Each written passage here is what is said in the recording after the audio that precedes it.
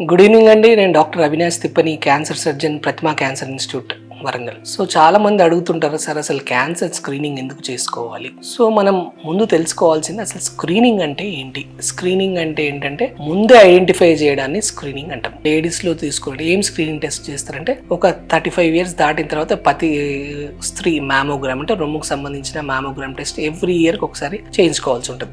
So దీనివల్ల ఏంటంటే cancer రాకముందే చిన్న చిన్న ఏమైనా కంతులు కానీ బ్రెస్ట్లు మనకు కనపడేవి ఉన్నా కూడా మనం ముందే ఐడెంటిఫై చేయగలుగుతాం. సో ఇయర్కి ఒకసారి మ్యామోగ్రామ్ టెస్ట్ చేయించుకోవాలి. అంతేకాకుండా ఉమెన్ ఏంటంటే పాప్స్మియర్ టెస్ట్ అనేది ఒకటి ఉంటుంది అనమాట. సో సాధారణంగా రెగ్యులర్ గైనకాలజిస్ట్ వాళ్ళు చేస్తుంటారు. సాధారణంగా ఏంటంటే ఈ మధ్య అడ్వకేట్ చేసేదంటే ఒక 21 నుండి 30 years మధ్యలో వాళ్ళకంటే ఎవ్రీ 3 years ఒకసారి పాప్స్మియర్ టెస్ట్, తర్వాత 30 years దాటిన తర్వాత ఒకసారి హెచ్పివి డిఎన్ఏ టెస్ట్, అంతేకాకుండా పాప్స్మియర్ ఎవ్రీ 3 to 5 years చేయాలని చెప్తుంటారు. సో ఈ పాప్స్మియర్ వల్ల ఏంటంటే గర్భసంచి క్యాన్సర్ మనం ముందే ఐడెంటిఫై చేయవచ్చు. సో ఆ పాప్స్మియర్ టెస్ట్ ఒకసారి చేయించుకుంటే మనం ముందే అంటే గర్భసంచి క్యాన్సర్ రాకముందే కూడా మనం ఐడెంటిఫై చేసుకోవచ్చు. సో ఇవి రెగ్యులర్గా WHO వాళ్ళు స్క్రీనింగ్ పద్ధతులు చెప్పింది. ఒకటి ఏంటంటే ఫీమేల్స్లో అయితే మ్యామోగ్రామ్ పాప్స్మియర్ టెస్ట్, మేల్స్కి వచ్చేసరికి స్మోకింగ్ చేసే వాళ్ళు ఉంటే హై రెజల్యూషన్ సిటీ స్కాన్, 60 దాటిన తర్వాత ఒకసారి PSA టెస్ట్, వంశపారంపర్యంగా ఏదైనా స్టమక్ కానీ కోలాన్ క్యాన్సర్ ఉంటే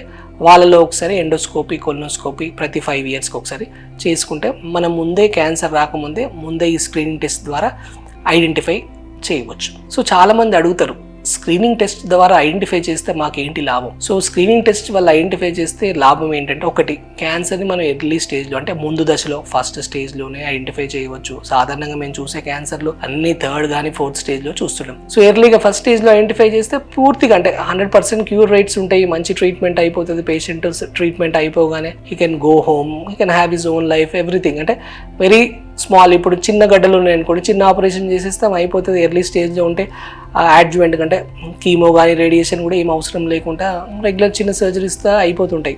సో ఎర్లీ స్టేజ్లో అంటే ఆప్షన్స్ కూడా మల్టిపుల్ ఆప్షన్స్ ఉంటాయి. ఇప్పుడు కడుపుకు సంబంధించినవి అనుకోండి, చిన్న గడ్డ ఉంటే లాప్రోస్కోపీతో కూడా ఆపరేషన్ చేయొచ్చు, రోబోటిక్ సర్జరీస్ చేయొచ్చు, you can go back to work earlier. లేట్గా అయ్యేసరికి ఏంటంటే ఆ క్యాన్సర్ వేరే దగ్గర స్ప్రెడ్ అవుతుంటుంది, క్యూర్ రేట్స్ ఒకటి ఉండవు, తర్వాత you cannot have full survival. Early స్టేజ్లో ఉందనుకోండి, ఆపరేషన్ కానీ ట్రీట్మెంట్ అయిపోగానే మళ్ళీ మీరు రెగ్యులర్గా మీ రెగ్యులర్ వర్క్ చేసుకోవచ్చు. ఆ తర్వాత you will be cured from the disease. Late అయ్యేసరికి ఏంటంటే డిసీజ్ నుండి మేము పేషెంట్స్ని క్యూర్ చేయలేకపోతున్నాం. సో ఎర్లీ స్క్రీనింగ్ తప్పకుండా పేషెంట్స్కి చాలా బెనిఫిట్ ఉంటుంది. సో అందరూ తప్పకుండా ఈ మెసేజ్ తీసుకొని ఎర్లీగా స్క్రీనింగ్ చేసుకొని క్యాన్సర్ని ప్రివెంట్ చేసుకోవాలి.